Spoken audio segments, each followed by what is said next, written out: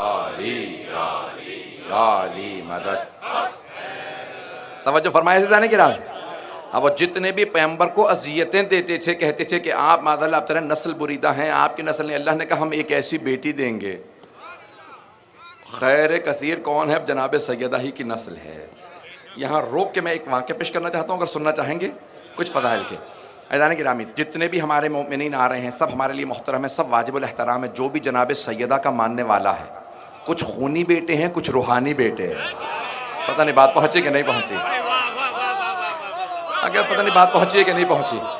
ہر وہ آدمی جو جناب سیدہ کی عصمت پہ، ان کی ولایت پہ، ان کی عظمت پہ ایمان رکھتا ہے، چاہے خونی بیٹا ہو نہ ہو، روحانی بیٹا ضرور ہے.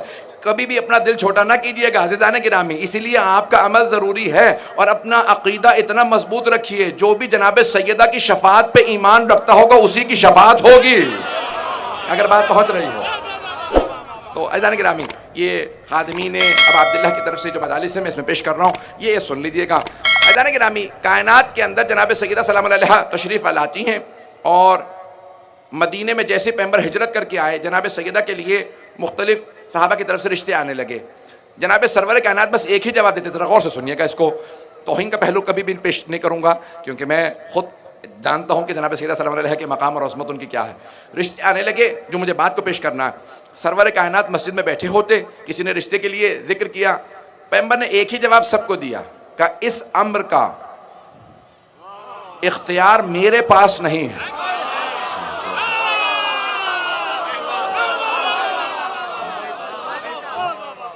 اس امر کا اختیار میرے پاس نہیں ہے. یہاں تک کہ کسی صاحب نے دوسرے سے کہا کہ آپ بھی جائیے کبھی رشتے کا ذکر کر دیجئے، تو پیغمبر اسلام نے وہی جواب دیا جو پہلے کو جواب دیا تھا.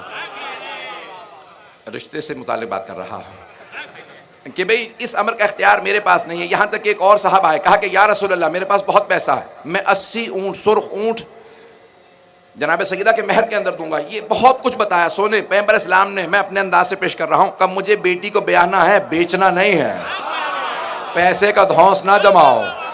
کہا کہ یا رسول اللہ آپ کسی کو رشتے کو بھی قبول نہیں کرتے، ہر رشتہ رد کر دیتے ہیں، اور ایک ہی بات کہتے ہیں کہ اس امر کا اختیار میرے پاس نہیں. یا رسول اللہ، میں اپنے انداز میں پیش کروں کیا کہا ہوگا صحابہ کرام نے. یا رسول اللہ آپ کے پاس تو اتنا اختیار ہے کہ آپ کا نام ہی احمد مختار ہے. اگر ہوں، یہ کیسے ممکن ہے کہ آپ کے پاس، جب آپ کہتے ہیں کہ اگر تم میں سے کوئی اپنی بیٹی کی شادی کی اجازت نہ دے تو اس کی بیٹی مجھ سے اجازت لے سکتی ہے. جس کا باپ بھی اختیار نہ رکھتا ہوں، اس کے باپ سے بالاتر میں اختیار رکھتا ہوں. اگر ہوں کہ میں اس سے باپ سے بھی زیادہ اس پہ اختیار رکھتا ہوں. میں اس اپنی مومنہ، اس اپنی مسلمان بچی کی شادی میں کر سکتا ہوں کسی مومن سے، کسی بھی مسلمان سے. اگر باپ اجازت نہ دے تو میں اجازت دے سکتا ہوں. یا رسول اللہ یہ کیسے ممکن ہے؟ ساری امت کی بیٹیوں کا اختیار آپ کے پاس، لیکن سیدہ کی شادی کا اختیار آپ کے پاس نہیں. کا کیونکہ سیدہ عام بیٹی نہیں ہے، اللہ نے اختیار اپنے پاس رکھا.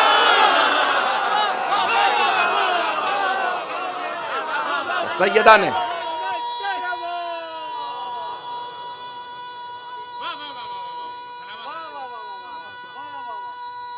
ماشاءاللہ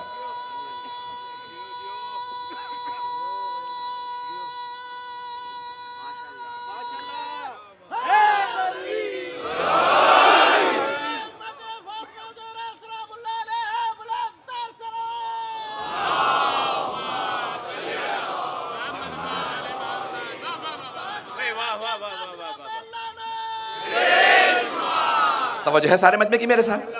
تو عزیزان کرام، جناب سرور کائنات نے کہا کہ اس امر کا اختیار میرے پاس نہیں، اللہ نے اپنے ہی پاس رکھا. سیدہ کے عقد کا اختیار اللہ نے اپنے پاس رکھا. مجمع کی توجہ میرے ساتھ ہو. عزیزان کرام، جناب امیر المؤمنین ایک مرتبہ مسجد نبوی میں تشریف لائے اور دو زانو ہو کے پیغمبر کے سامنے زمین پہ بیٹھ گئے. جناب سرور کائنات نے کہا یا علی آج کچھ مزاج بدلا بدلا سا ہے، آپ بول نہیں پا رہے. کہا یا رسول اللہ زبان پہ الفاظ نہیں آ رہے. توجہ، ارے جو ہمیشہ عطا کرتا رہا ہو اس کے لیے مانگنا بڑا مشکل ہوتا ہے. اب سوچئے سیدہ کا مقام کیا ہے، جس کا رشتہ مانگنے خود علی ہے.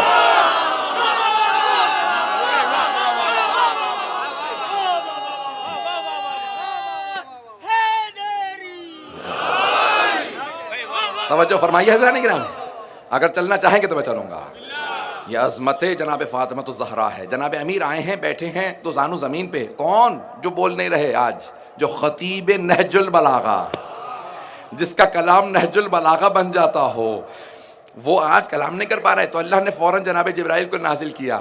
وہ فوراً آئے اور آنے کے بعد کہا یا رسول اللہ, اللہ یہ فرما رہا ہے کہ عرش پہ اس نے علی کا فاطمہ سے عقد کر دیا. آپ فرش پہ بھی سیدہ کا علی سے عقد پڑھ دیجئے اگر ہو میرے ساتھ.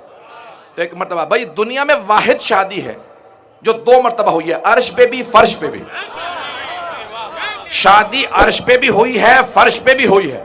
دنیا کی واحد شادی ہے جو 2 مرتبہ ہوئی ہے, عرش پہ فرش پہ. اسی لیے اللہ نے جناب سیدہ کو 2 طرح کی نسلیں دی ہیں, عرشی اور فرشی. عرشی معصومین ہے, فرشی سادات ہیں.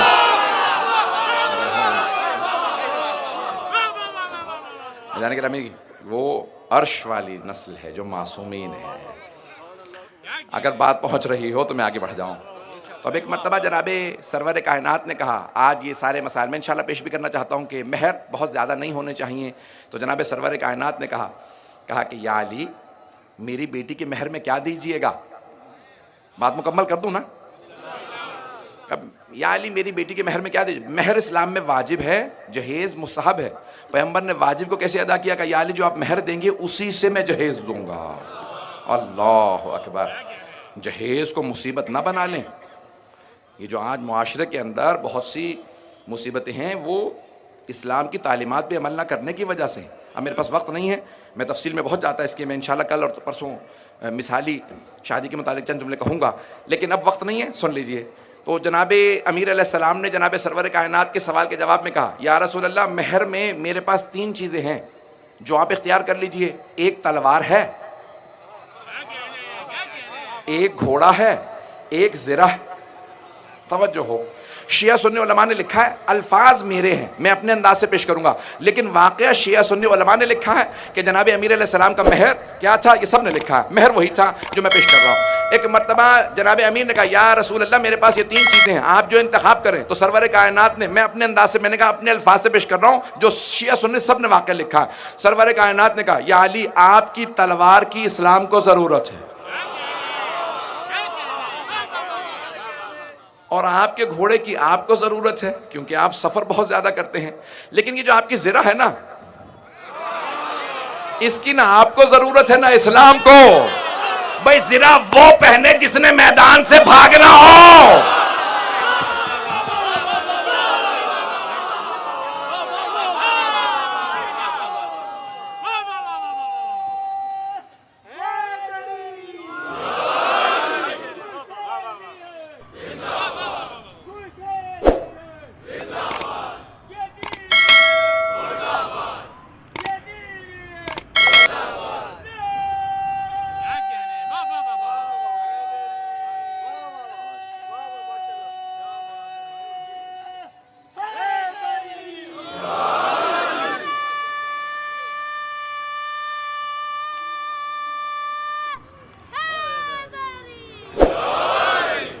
مجھے کیونکہ ایک اور مجلس کے لیے بھی پہنچنا ہے آج, کیونکہ تاخیر ہو گئی. اگر کل سر وقت سب 9 بجے پہنچ جائیں تاکہ میں 9 بجے آرام سے 1 گھنٹہ پڑھ سکوں, تو اب میرے ذہن پہ اب جلدی سوار ہو جاتی ہے, کیونکہ جب وقت تمام ہو جائے. سن لیجیے گا, روایت مکمل کر دوں.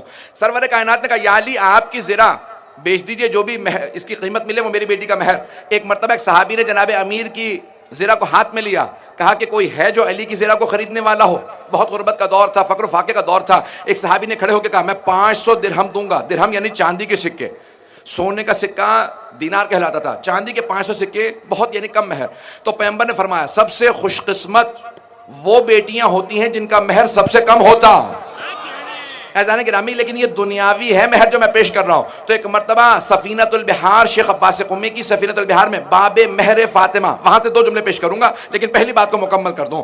کہا کہ یا علی, یہ مہر ہے 500 درہم. 500 درہم صرف آپ نے اپنی زرہ بیچی اور وہ مہر دیا. پیغمبر نے اس سے ایک چکی لی, کچھ برتن لیے, ایک بچھونا لیا, ایک بستر لیا, ایک تکیہ لیا. کہا یہ میری بیٹی کا جہیز ہے. اب سمجھ میں آیا کتنا آسان ہے اسلام میں شادی کرنا. عزیزان گرامی, میں جملہ پیش کر رہا ہوں. چھٹے امام سے پوچھا, کہا مولا آپ کی دادی زہرا کا مہر کیا, مہر کتنا تھا؟ تو جناب امام صادق نے کہا وہ جو تم نے سنا ہے نا 500 درہم, 500 چاندی کے سکے, کہا وہ دنیاوی یا فرشی مہر تھا. وہ فرشی مہر تھا، کہ عرشی مہر میں بتاتا ہوں. بھئی فرش پہ شادی ہوئی، عرش پہ ہوئی، کہ فرش پہ 500 درہم جناب امیر نے دیا. سفینۃ البحار میں شیخ عباس قمی نے، جنہیں خاتم المحدثین کہا جاتا، انہوں نے فرمایا کہ صادق آل محمد نے کہا میری دادی کا عرشی مہر کیا تھا، کہ ایک مرتبہ اللہ نے کہا علی زہرا کے مہر میں کیا دے گے، کہ پروردگارہ تو خالق ہے جو فیصلہ کرے. کہ پھر زمین کا تیسرا حصہ زہرا کے مہر میں، توجہ، کہ زمین کا تیسرا حصہ زہرا کے مہر میں، جنت کا چوتھا حصہ زہرا کے مہر میں، جہنم کا 5واں حصہ زہرا کے مہر میں. جسے چاہے فاطمہ جنت میں بھیجے، جسے چاہے جہنم میں بھیجے.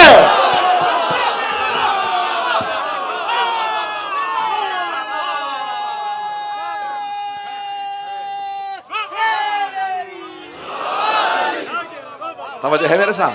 میں جانتا ہوں بہت دور دور تک لوگ کھڑے ہیں.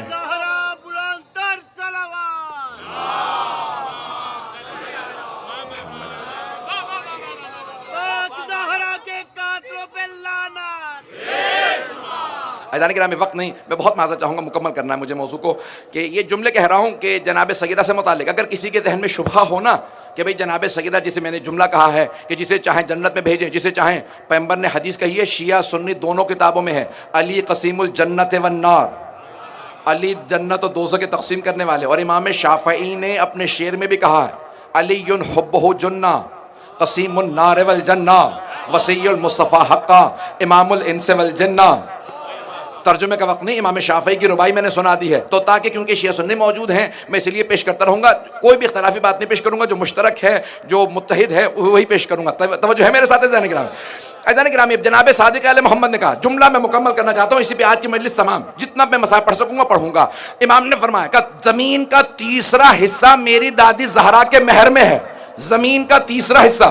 جب سائنس نے ترقی کی اور 20ویں صدی ہجری آئی تو سائنس نے دریافت کیا کہ زمین 2 حصے پانی ہے، 1 حصہ خشکی ہے. توجہ، سارے مجمع کی توجہ ہو. چھٹے امام فرماتے ہیں کہ اللہ نے 1/3 زمین میری دادی زہرا کے مہر میں رکھی ہے. پھر امام فرماتے ہیں کہ جو بھی روئے زمین پہ چلے اور میرے جد علی کا بغض رکھتا ہو تو وہ غصبی جگہ پہ چل رہا ہے.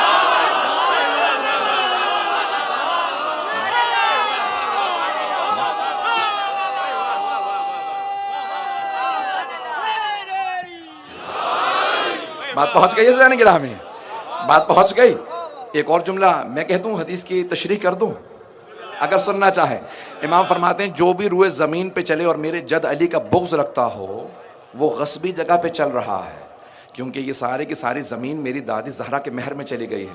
تو اب میں تشریح میں ایک جملہ کہہ رہا ہوں امام معصوم علیہ السلام کی، کیونکہ امام سمندر کو کوزے میں بند کر دیتے ہیں.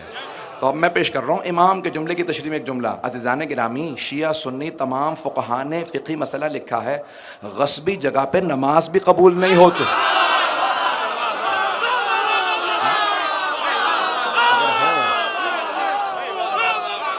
ایسا ہی ہے یا نہیں ہے کہ تمام شیعہ سنی فقہاء نے لکھا ہے کہ غصبی جگہ پہ نماز نہیں ہوتی. کسی کے گھر میں زبردستی چلے جائیں کہ میں نماز پڑھنے آیا ہوں، اے عبادت قبول نہیں ہے بلکہ الٹا گناہ ہے.